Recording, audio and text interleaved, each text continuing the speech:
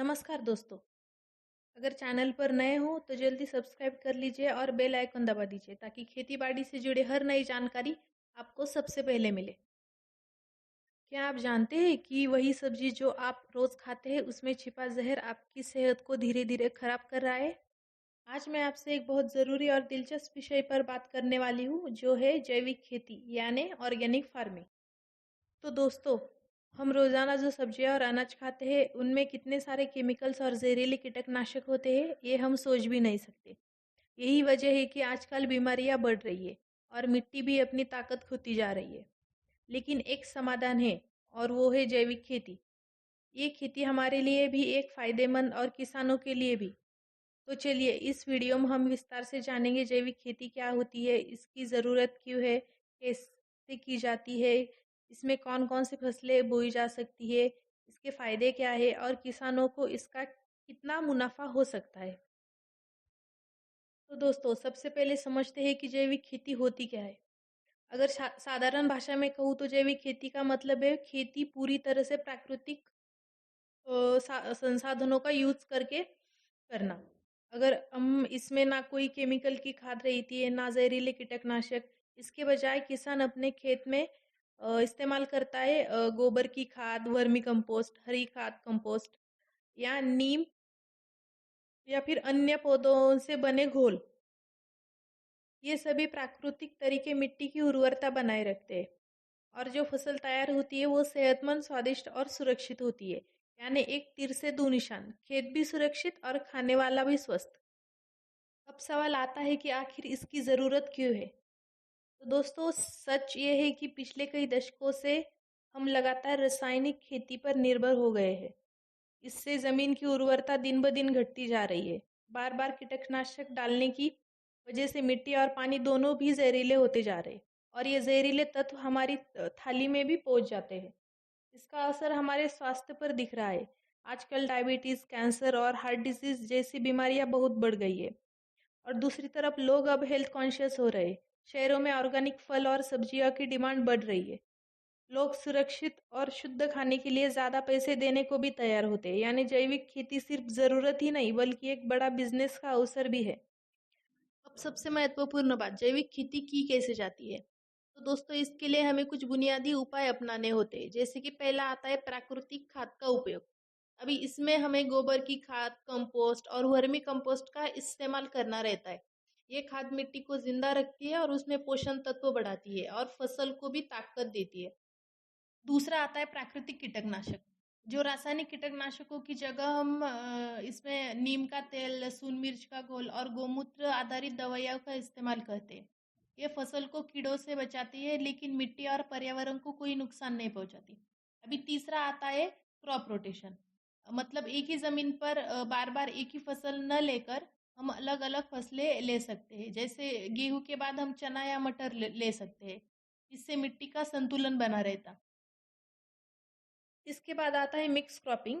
इसमें हम एक साथ 2 या 3 फसलें ले सकते हैं। जैसे गन्ने के साथ हम अदरक या हल्दी की फसल ले सकते हैं। इससे रिस्क कम होता है और मुनाफा भी बढ़ता है। तो इस पर आधारित हमने एक यूट्यूब चैनल पे एक वीडियो अपलोड किया है, सुपारी की खेती। इसमें आपको मिक्स क्रॉपिंग कैसे की जाती है, इसके साथ साथ हम कौन सी फसलें ले सकते हैं और उससे आने वाली इनकम, ये सब आपको मिल जाएगा। और डिस्क्रिप्शन में इसकी लिंक है, तो आप एक बार वो वीडियो देख लीजिएगा।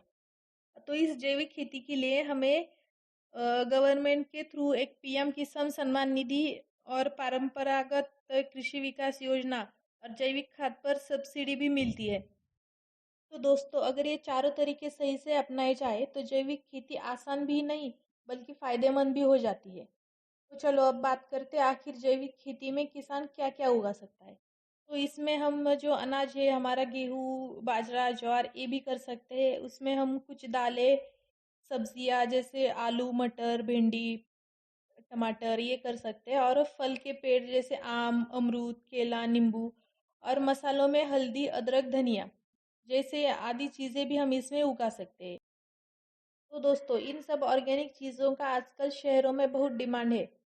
और और सबसे खास बात ये है कि भारत में ही नहीं बल्कि भारत के बाहर भी इसकी अच्छी कीमत मिलती है। यानी खेती घरेलू बाजार के साथ-साथ अंतर्राष्ट्रीय बाजार में भी बहुत सफल हो सकती है। तो दोस्तों अब बात करते हैं इसके फायदों के बारे में। तो इसका सबसे बड़ा फायदा ये है कि हमारी सेहत, मतलब इस ऑर्गेनिक खेती से जो भी अनाज और सब्जियां हम ले लेंगे, ये शरीर के लिए सुरक्षित और बीमारियों से भी बचाती है। अभी इसका दूसरा फायदा है कि आर्थिक लाभ।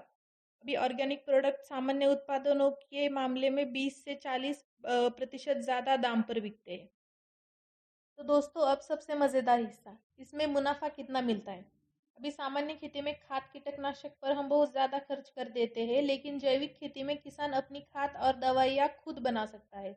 हाँ, शुरुआत में थोड़ी पैदावार कम होती है, लेकिन धीरे धीरे जैसे मिट्टी सुधरती है, वैसे ही इसकी पैदावार में बढ़ोतरी होती है। अभी उदाहरण के लिए देख लीजिए, 1 एकड़ में ऑर्गेनिक टमाटर की पैदावार लगभग 70 से 80 क्विंटल होती है। साधारण टमाटर 10 से 20 रुपए किलो तक बिक जाता है, जबकि ऑर्गेनिक टमाटर 30 से 40 रुपए तक बिक सकता है। मतलब किसान को सीधा दोगुना फायदा। अभी बात करते हैं कुछ सफल उदाहरणों के बारे में। सिक्किम भारत का पहला राज्य है जिसने पूरी तरह जैविक खेती अपनाई है। और उसके बाद आता है उत्तराखंड और मध्य प्रदेश में हजारों किसान ऑर्गेनिक सब्जियां और मसाले विदेशों में बेच रहे हैं। और कई युवा किसान अब ऑर्गेनिक स्टोर खोलकर सीधे ग्राहकों तक अपनी उपज बेच रहे हैं। यानी जैविक खेती अब सिर्फ पुरानी सोच ही नहीं, बल्कि आजकल के युवाओं के लिए एक नया बिजनेस मॉडल भी बन चुकी है। हाँ दोस्तों, ये भी सच है कि जैविक खेती आसान नहीं है। शुरुआत में थोड़ी पैदावार कम होती है, मार्केट तक सही दाम पर उत्पादन पहुंचाना भी मुश्किल होता है, और किसानों को जैविक खेती का प्रशिक्षण भी चाहिए। लेकिन अगर सरकार की योजनाओं का फायदा लिया जाए और किसानों को सही ट्रेनिंग मिले, तो ये खेती बहुत सफल हो सकती है। तो दोस्तों, अब आप समझ ही गए होंगे, जैविक खेती सिर्फ एक विकल्प ही नहीं बल्कि ज़रूरत बन चुकी है।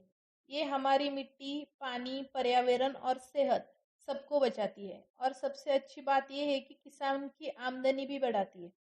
सोचिए, अगर हमारे गांव में हर किसान ने जैविक खेती करना शुरू कर दिया, तो हमारे बच्चे बिना जहर खाले अनाज खा पाएंगे। अगर मेरा ये वीडियो आपको अच्छा लगे तो प्लीज़ एक लाइक करें, अपने दोस्तों और किसानों तक शेयर करें, और मेरे चैनल को सब्सक्राइब करना बिल्कुल मत भूलें, ताकि आगे भी खेतीबाड़ी और बिजनेस से जुड़े ऐसे ही काम की जानकारी मैं आप तक ला सकूं। और कमेंट में हमें ज़रूर बताएं कि अगले वीडियो में आप क्या देखना पसंद करेंगे।